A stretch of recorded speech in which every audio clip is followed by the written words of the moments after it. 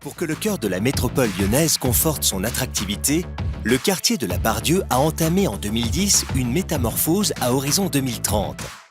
Bonjour, Fanny Lucius du collectif Part-Dieu. Bonjour, je suis Gilbert Dumas. Donc, le collectif Part-Dieu est un collectif d'habitants et de salariés qui s'est constitué afin de faire valoir une autre vision du quartier Part-Dieu, une vision d'un quartier réellement à vivre, avec des services publics, un espace vert au sol sur la pelouse FR3 et faire valoir nos expertises d'usage en tant qu'habitants et salariés. La Part-Dieu évolue pour conforter son rôle de locomotive économique, pour continuer à créer des emplois et pour offrir des espaces de travail de qualité. Alors les expertises d'usage ne sont absolument pas reconnues puisque en matière de concertation, on peut dire qu'on a plutôt eu affaire à de la communication.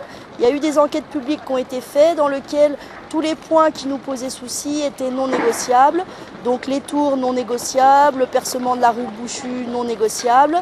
On s'est battu pour avoir ne serait-ce qu'accès aux documents, on nous a laissé très peu de temps pour intervenir et toutes les remarques qu'on a faites n'ont pas été retenues. Donc on peut dire qu'il y a eu des choses qui ont été faites parce qu'il y a un cadre légal qui oblige à faire, mais en fait on a bien senti que la métropole ne voulait tenir aucun compte des propositions que nous pouvions faire, nous, habitants et salariés du quartier. Et je voudrais vous parler de la communication de la mission Part-Dieu sur le projet. Il faut savoir que nous avons participé à toutes les commissions d'enquête, rédigé des pages et des pages, fait des propositions et qu'aucune de ces propositions, je dis bien aucune, n'a été retenue. Ça, c'est censé représenter les travaux à la Part-Dieu, ce que va être. Alors on constate que par exemple, la rue Bouchu n'est pas marquée avec ses 30 mètres de large. Première chose. Deuxième chose, on constate que ça c'est en vert, alors qu'en fait ça va être plein de bâtiments. Donc, enfin, troisième chose, dans le plan tel qu'il est, tous les espaces en dalles sont des espaces qui sont marqués en vert, ce qui peut prêter à confusion dans le regard des gens qui passent devant.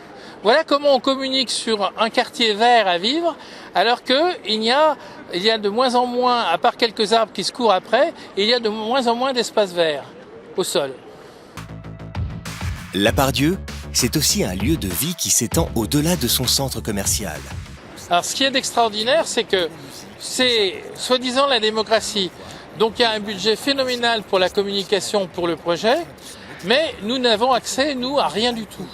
Je rappelle que ce projet n'était absolument pas expliqué pendant la campagne municipale d'ailleurs, et nous payons et nous n'avons même pas le droit à un morceau de site où on dirait le point de vue des associations. On nous vante un quartier à vivre, or ce qui se passe c'est qu'on double la surface de bureaux et qu'on fait proportionnellement très peu de logements. On ne prend pas du tout en compte la vie des habitants et des salariés. Donc on peut vraiment se poser la question pour qui est faite la ville. Alors que le quartier manque d'espaces verts, alors que le quartier manque de services publics, on n'en fait pas du tout un quartier qui soit agréable, un quartier qui soit pour les habitants, mais au contraire un quartier qui est dédié pour les grands groupes et les promoteurs immobiliers.